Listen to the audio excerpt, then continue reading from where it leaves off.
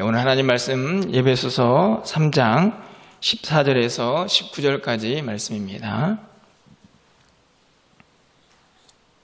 신약성경 313쪽에 있습니다. 에베소서 3장 14절에서 19절까지 말씀을 한 절씩 교독하고 19절은 함께 읽도록 하겠습니다. 이러므로 내가 하늘과 땅에 있는 각 족속에게 이름을 주신 아버지 앞에 무릎을 꿇고 비노니 그의 영광의 풍성함을 따라 그의 성령으로 말미암아 너희 속사람을 능력으로 강건하게 하시오며 믿음으로 말미암아 그리스도께서 너희 마음에 계시게 하시옵고 너희가 사랑 가운데서 뿌리가 박히고 터가 굳어져서 능히 모든 성도와 함께 지식에 넘치는 그리스도의 사랑을 알고 그 너비와 길이와 높이와 깊이가 어떠함을 깨달아 하나님의 모든 충만하신 것으로 너희에게 충만하게 하시기를 구하노라. 아멘. 할렐루야. 오늘 또 금요기도 나오신 우리 성도님들을 환영합니다. 2022년도가 시작이 된 지 벌써 이제 한 달이 다 되어 가는데 저희는 감사하게도 또 새해다, 설날이다는 날이 있어서 또 다른 한 해를 시작하는 그런 기분을 또 느끼게 됩니다. 그래서 이제 오늘 성도님들이 되게 많이 안 나오셨다 이런 생각이 드는데요. 분주하신 것 같습니다. 설 준비를 하시느라고. 여러분들 이제 어떻든지 간에 설이 되니까 뭐 이런저런 인사할 분들도 많고 또 선물을 주고받는 그런 시간들이 됩니다. 또 누군가에게 덕담을 하느라고 또 여기저기에서 좋은 그림들이 있으면 퍼다가 날르기도 하는 그런 시간을 보내고 있는데요. 여러분들은 이런 명절이 되면 정말 가장 받고 싶은 선물이 뭐가 있으신가요? 뭐 특별히 말씀은 안 하셔도 대부분 다 이거면 좋겠다 하는 생각이 분명히 있을 거라고 여겨지는데요. 그것이 무엇이든지 간에 여러분 정말 받고 싶은 선물 하나를 옆에다 잘 두시고 제가 한 가지를 더 제시해 볼 텐데 그 둘 중에 뭘 선택하실지 한번 생각해 보시길 바랍니다. 자, 여러분이 정말 이 설 명절에 꼭 받고 싶은 선물 하나가 있고 또 누군가가 한 가지를 더 줄 텐데 둘 중에 하나를 선택해 보십시오 라고 하면서 여러분을 위해서 평생 동안 간절하게 기도 후원해주는 기도 후원권을 중보 기도권을 만약에 준다고 하면 여러분 둘 중에 어떤 걸 선택하시겠습니까? 네, 둘 다 받고 싶으시죠? 하지만 만약에 하나를 선택한다고 하면 저는 우리에게 기도의 능력 또 기도의 힘, 그 위력을 너무나 잘 알고 있기 때문에 누군가 평생 동안 나를 위해서 기도해 준다고 하면 그 선물이 가장 아름답고 대단한 선물이 아닌가 하는 생각을 가져보게 됩니다. 어찌 보면 눈에 보이는 선물도 아니고 그리고 그 열매가 언제 맺어질지도 모르고 잘 티도 나지 않는 선물이지만 기도만큼 위대한 힘과 능력을 가지고 있는 것이 어디에 있을까 하는 생각을 갖게 되기 때문이죠. 오늘 본문은 제가 무척 좋아하는 성경의 한 부분이기도 하는데요. 바울이 이 에베소 교회 성도들을 향해서 그리고 좀 넓은 의미로 보면 온 교회 성도들을 향해서 강구하고 또 기도하는 내용이 담겨져 있습니다. 우리가 읽은 19절까지의 말씀을 몇 가지 기도 제목으로 나누느냐에 대해서 학자들 간의 이견이 좀 있지만 주로 이제 세 가지 주제로 기도 제목을 구분을 하고 그 세 가지가 구분은 되지만 밀접하게 연관되어 있다라는 생각을 갖습니다. 그런데 저는 오늘 이 14절부터 19절까지 있는 기도의 내용을 네 가지 기도 제목으로 좀 나누어서 오늘 두 가지 기도 제목을 살펴보고 다음 주에 두 가지 기도 제목을 좀 함께 살펴보려고 합니다. 바라기는 이 기도의 내용을 좀 여러분이 살피시면서 여러분 마음속에 이 기도의 내용이 내 삶에 응답되었으면 좋겠다 라는 그런 소망, 그런 은혜를 좀 누리셨으면 좋겠다는 생각이 들고요. 또 한 가지는 나도 바울처럼 누군가를 위해서 이런 기도를 하는 사람이 되었으면 좋겠다. 이 두 가지를 가지고 함께 좀 말씀을 나누었으면 좋겠습니다. 오늘 본문을 보면 바울이 누구를 위해서 또 어떻게 기도하고 있는가를 좀 먼저 살펴보아야 하는데요. 14절 말씀을 좀 가서 보시면 이러므로 내가 하늘과 땅에 있는 각 족속에게 이렇게 기록이 되어 있습니다. 여기서 족속이라는 단어가 등장을 하는데 이 단어는 영어 성경에 보면 family라고 그렇게 번역이 되어 있습니다. 가족이라는 의미죠. 사실은 이 14절 말씀은 내가 기도를 하는데 내 기도를 들으시는 하나님이 어떤 하나님이신가를 설명하는 데 사용하고 있는 단어입니다. 15절 말씀과 연결시켜 보면 내가 하늘과 땅에 있는 각 족속에게 이름을 주신 아버지 앞에, 그렇죠. 그러니까 하나님이 어떤 분이신가를 설명하는 그 수식어로 족속이라는 단어를 사용을 하는데요. 그 단어가 패밀리라는 가족이라는 의미를 가지고 있다는 말씀입니다. 사실은 이 단어는 크게 두 가지 의미가 있습니다. 하나는 말 그대로 혈연 중심의 혈족이죠. 족속을 이루는 한 피로, 그래서 한 민족을 이루는 족속의 의미가 있는 것이고, 이것을 조금 더 구속사적인 의미로 보면 하나님을 아버지로 모시는 구원받은 한 백성들을 가족이다 라고 말을 할 수가 있는 것입니다. 바울은 사실은 예배소서에서 큰 고민거리가 하나 있는데 그 뭐냐 하면 이 예배소 교회 안에 있는 분열입니다. 어떤 분열이었을까요? 유대교에 있다가 예수를 믿은 사람들, 또 헬라에 있다가 이방인이죠. 이방인들이 예수를 믿은 사람들, 이 둘이 하나가 되어야 하는데 자꾸만 갈라지는 겁니다. 그런 의미에서 이 족속은 아마 특별한 의미가 분명히 있었을 것입니다. 너희들은 아버지를, 하나님을 아버지로 모시는 가족 같은 공동체다. 아마 이런 의미를 담고 바울이 이 용어를 사용하지 않았을까, 이런 생각이 듭니다. 다시 말하면 온 성도들이 한 가족인데 그 가족을 위해서 나는 이렇게 기도하고 싶다라고 하는 의미를 담고 있다는 말씀이죠. 그런데 어떤 모습으로 어떻게 기도를 하고 있습니까? 여러분 15절 말씀을 가서 보시면 아버지 앞에 무릎을 꿇고 빈다. 여러분 무릎을 꿇는 행위는 어떤 행위입니까? 굴복, 복종, 그런 의미가 있고요. 또 한 가지는 아마 간절함이 담겨져 있다고 생각이 듭니다. 간절하죠.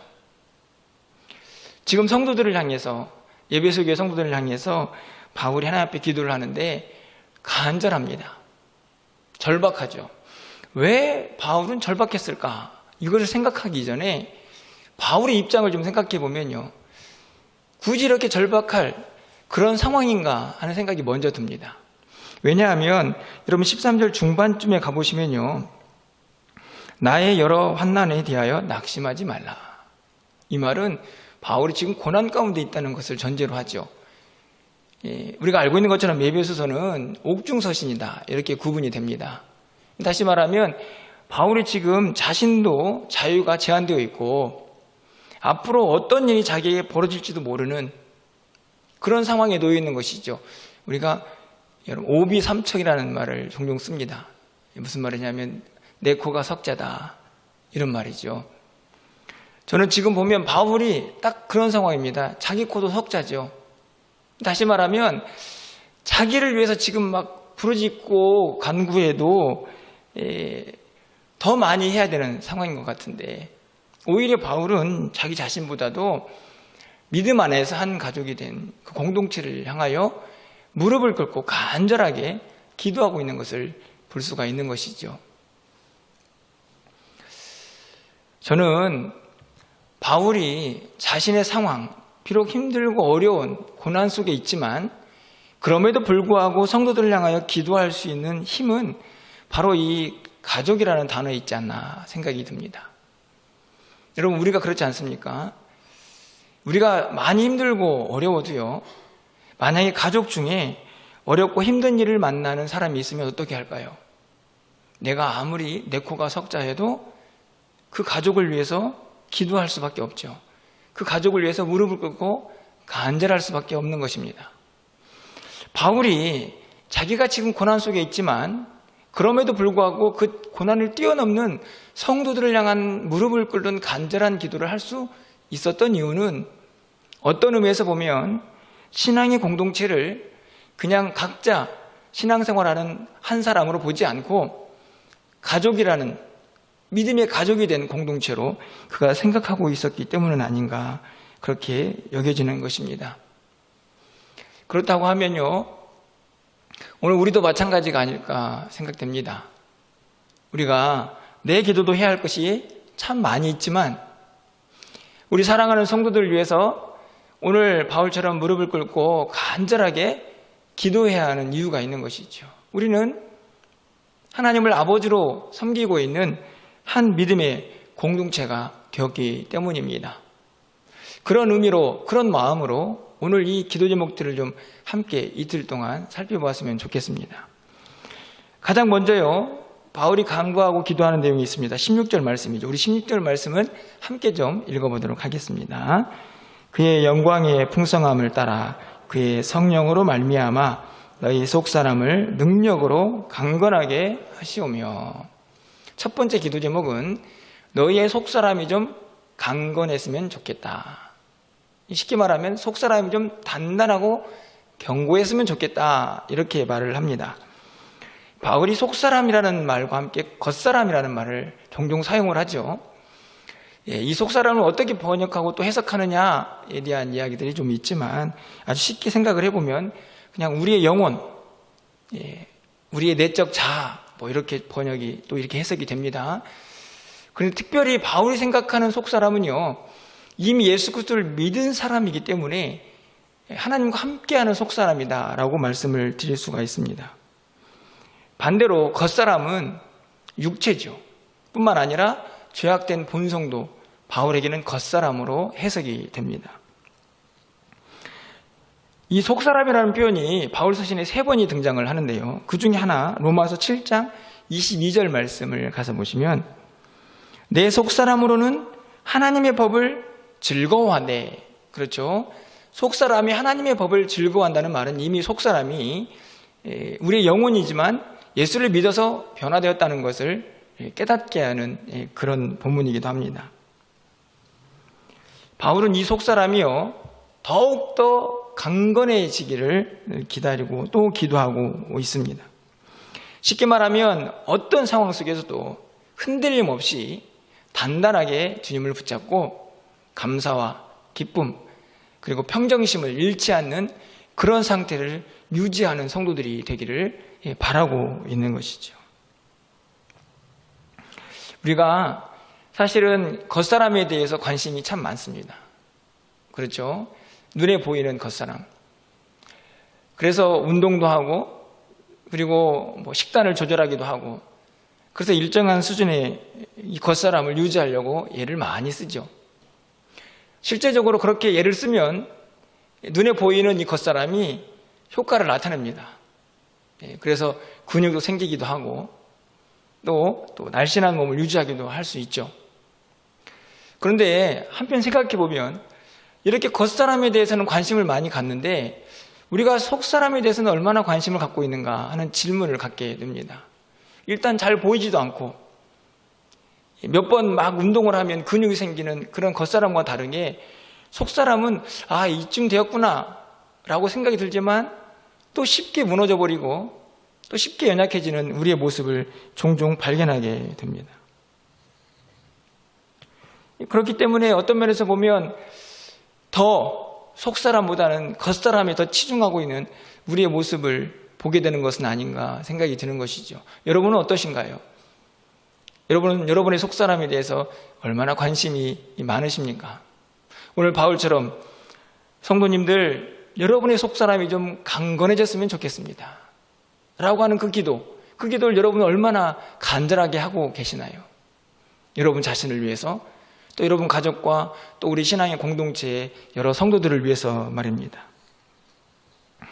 여러분 이 속사람이 중요한 이유가 있는데요, 그것은 고린도후서 4장 16절 말씀을 가서 보시면 이렇게 기록이 되어 있습니다. 그러므로 우리가 낙심하지 아니하노니 우리의 겉사람은 낡아지나 우리의 속사람은 날로 새로워지도다. 자, 왜 속사람이 중요하냐? 이 겉사람은요, 시간이 지나면 어쩔 수 없이 낡아집니다. 그렇죠? 그러니까 아무리 막 운동을 하고 막 열심히 관리를 해도 나이를 먹고 점점 시간이 흘러가는 이 겉사람을 감당할 수 없는 것이죠. 낡아집니다. 그런데 속사람은 그렇지 않습니다. 이 속사람은요, 날마다 새로워질 수 있다. 겉사람은 아무리 관리를 해도 날이 가면 갈수록 점점 더 낡아지지만 이 속사람은요, 날이 갈수록 새로워지고 더 단단해지고 강건해질 수 있는 그 성격을 가지고 있다 하는 것입니다. 여러분 그렇지 않습니까? 여러분 우리의 그냥 영과 육을 생각해 보면 여러분 나이를 먹을수록 점점 육체가 연약해지죠. 하지만 믿음 생활을 열심히 잘하고 우리의 속사람이 강건해지기를 바라는 기도가 하늘에 상달되어서 우리의 삶의 변화가 일어나면요, 나이를 먹으면 먹을수록 점점 더 우리의 속사람은 강건해집니다. 날로 새로워지는 것이죠. 사실은 그것이 우리의 신앙의 모습입니다. 그래서 겉사람보다 속사람이 더 중요하다라고 말할 수가 있는 것이죠. 뿐만 아니라 우리의 겉사람이 아무리 건강하고 튼튼해 보여도 속사람이 무너지면 그 겉사람은 금방 무너지게 되어 있습니다. 그래서 이 속사람이 너무나 중요한데 바울은 이 속사람이 정말 강건해졌으면 좋겠다라고 기도를 하는 것이죠. 얼마나 중요한 기도인지 알 수 없습니다. 그런데 여러분 어떻게 하면 이 속사람이 강해질 수 있을까? 여러분 16절 말씀을 다시 가서 보시면요, 그의 영광의 풍성함을 따라 그의 성령으로 말미암아. 그러니까 우리의 속사람이 강건해지려면 성령의 도우심이 필요하다는 말씀입니다. 그냥 내 힘으로 되는 게 아니고 우리의 속사람은 성령의 도우심이 절대적으로 필요합니다. 저는 이 말씀을 조금 바꿔서 우리가 어떻게 하면 속사람을 좀 강건하게 할 수 있을까를 생각해 볼 때에 성령의 충만함을 받아야 한다. 우리가 이미 예수를 믿으면 우리 안에 성령님이 함께 하시지 않습니까? 그런데 그 성령님이 함께 하시는 것으로 끝나는 게 아니고 그 성령님이 우리 안에서 충만하게 역사를 하시는 것이죠. 한번 예를 들어보면 여러분 이 땅을 살아가는 동안에 여러분의 속사람을 막 뒤집어 놓는 일이 발생할 수도 있습니다. 그렇죠. 여러분의 평정심을 완전히 무너뜨리는. 그런데 그런 상황 속에서도요, 여러분의 심령이 속사람이 성령으로 충만해 있다고 한번 생각해 보십시오. 저는 그런 사람들은 그 어려움들을, 그 고난과 역경들을, 자신의 평정심을 흐트러놓는 모든 사건들을 능히 이길 수 있는 능력을 갖게 됩니다. 성령이 충만한 사람들의 힘이죠. 여러분 그렇지 않습니까? 여러분 한번 여러분 마음속에 막 성령이 충만하고 막 감사가 넘치고 기쁨이 넘칠 때 조금 이런저런 불평이나 여러 가지 상황들이 발생을 해도 어떠신가요? 그것을 이겨낼 수 있는 힘이 있지 않습니까? 그런 면에서 보면 이 성령으로 말미암아서 우리의 속사람이 강건해진다 하는 말씀은 날마다 성령의 도우심을 받아서 우리의 속사람이 강건해지기도 해야 하지만 뿐만 아니라 매일매일 우리 안에 성령의 충만함이 가득할 때 우리의 속사람은 더욱 강건해질 수 있다라고 생각이 들어집니다. 올 한 해에 여러분에게 또 우리에게 어떤 일들이 닥쳐올지 알 수 없습니다. 그 일들이 여러분 안에 있는 평정심을, 여러분 안에 있는 기쁨과 또 감사, 이 모든 것들을 다 흔들어 놓는 그런 일이 될 수도 있습니다. 하지만 그런 상황 속에서도 여러분의 속사람이 강건하다면 능히 그것을 이겨내면서 하나님 주신 그 은혜들을 잘 붙잡고 살아갈 수가 있게 될 것입니다. 그런 의미에서 올 한 해 이 기도가 바울이 에베소 교회 성도들 향하여 한 기도이지만 오늘 우리에게도 그대로 응답이 되어서 여러분의 속사람이 더욱 강건해지는 그런 한 해를 경험할 수 있기를 간절히 소망합니다. 뿐만 아니라 여러분 곁에 있는 사랑하는 가족들, 또 여러분 곁에 있는 사랑하는 믿음의 공동체인 우리 성도들을 위해서도 이런 기도를 할 수 있어야 됩니다. 하나님, 저 성도의 속사람이 강건해지게 해주십시오. 그래서 어떤 상황 속에서도 흔들림 없이 주님을 섬기고 주님을 의지하며 살아갈 수 있도록 도와주십시오. 나도 그런 사람이 되어야 하지만 우리도 누군가를 위해서 그런 기도를 할 수 있어야 한다는 말씀입니다. 두 번째 기도 제목은 17절 상반절에 등장을 합니다. 믿음으로 말미암아 그리스도께서 너희 마음에 계시게 하시옵고. 두 번째 기도 제목은 예수님이 네 마음속에, 너희들 마음속에 있었으면 좋겠다. 사실은 이 기도의 내용은 우리가 조금 어려운 말로 내주라는 말을 쓰죠. 안에 거하신다 라는 말입니다. 사실 이 두 번째 기도 제목은 첫 번째 기도 제목과 밀접한 연관이 있죠. 왜냐하면 성령이 우리의 속사람을 강건하게 합니다. 속사람은 결국 우리 안에 있는 마음인데 우리 안에 있는 내부 아닙니까? 그런데 그 속에 지금 예수님이 거하시니까 성령으로 말미암아 속사람이 강건해지는 것과 이 두 번째 기도 제목인 믿음으로 말미암아 그리스도께서 우리 마음에 계시는 것, 그것이 그렇게 구분이 되는 것은 아닙니다. 하지만 조금 더 구체적으로 예수님께서 우리 마음에 계실 때에 어떤 일이 일어날까를 좀 생각해 볼 필요가 있다고 여겨집니다. 그러기 위해서 먼저 이 계시게 하옵시고라는 이 계시다의 의미를 좀 생각해 보아야 하는데요. 이 계시다는 말은 무엇을 의미합니까? 잠깐 머물다가 떠나버리는 그런 상태를 이 계시다라는 말로 쓰지 않죠. 이 말은 마치 가정에서 가족 식구들이 함께 머무르면서 생활하고 있는 그런 의미를 갖고 있는 단어입니다. 이 계시다라는 헬라어 단어에 집이라는 단어가 포함이 되어 있는 것을 보면 알 수 있습니다. 그만큼 이 계시다라는 말은 잠깐 와서 머물다가 떠나는 상태가 아니고 항상 우리의 마음속에 주님이 계시는 상태를 의미하는 것이죠. 바울은 지금 기도하고 있습니다. 성도님들, 여러분의 마음속에 믿음으로 말미암아서 예수님이 여러분 마음속에 항상 계시기를 바랍니다. 이렇게 기도하고 있는 것이죠. 여러분, 예수님 여러분 마음속에 항상 계시지 않습니까? 그런데 또 항상 계시기를 기도하고 있는 이 바울의 마음, 여러분 이 마음을 이해하십니까? 그러면 먼저 그렇게 예수님이 우리의 마음속에 항상 거하실 때 어떤 일이 벌어질까를 좀 몇 가지 생각해 보는데, 첫 번째로는 저는 이 항상 하나님, 예수님께서 우리 안에 계실 때에 그것은 동행을 넘어서서 그분과 연합, 하나됨을 이루게 된다고 생각이 듭니다. 예수님이 함께 계셔.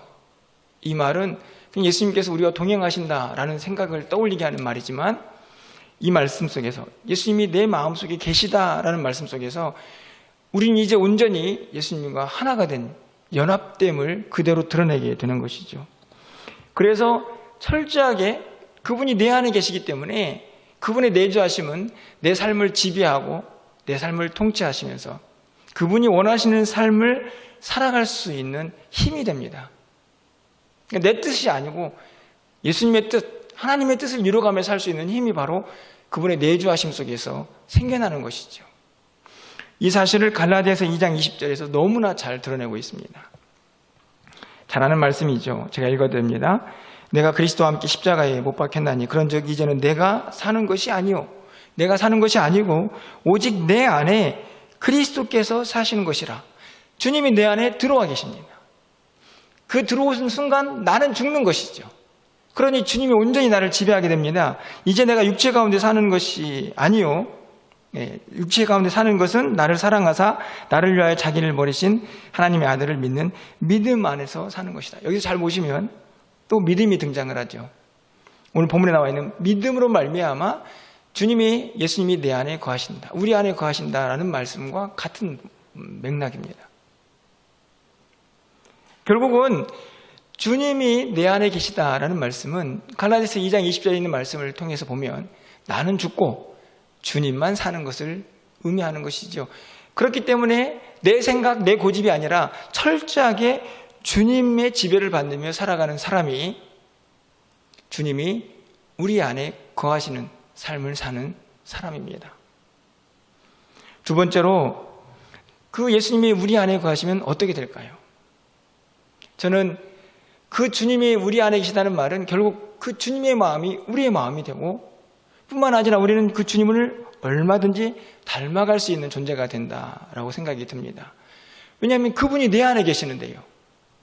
그래서 그분이 무슨 생각을 하고 있는지, 무엇을 원하시는지, 그리고 주님은 어떤 분이신지를 그분이 내 안에 계시기 때문에 얼마든지 생각하면서 닮아갈 수가 있는 것이죠.